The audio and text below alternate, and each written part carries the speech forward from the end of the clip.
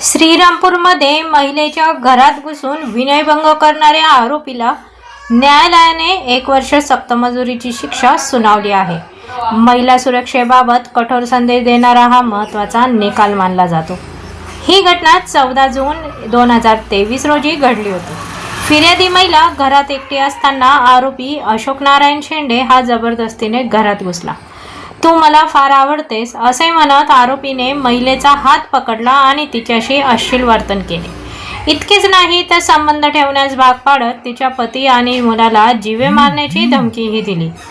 या प्रकरणी श्रीरामपूर शहर पोलीस ठाण्यात भारतीय दंड संहितेच्या 354, 452, 504 आणि 506 कलमान्वये गुन्हा दाखल करण्यात आला होता.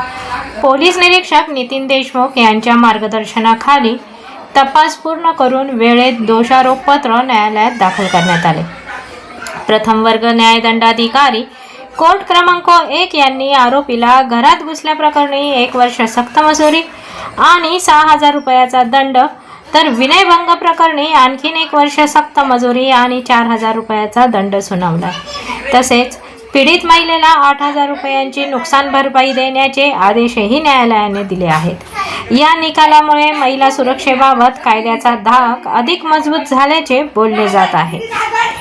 महिला विरोधातील गुन्ह्यांमध्ये वेळेत तपास आणि प्रभावी न्यायालयीन बाजूंमुळे दोषींना शिक्षा होऊ शकते, हे या निकालातून पुन्हा स्पष्ट झाले आहे. ब्युरो रिपोर्ट, आपली दुनियादारी, श्रीरामपूर.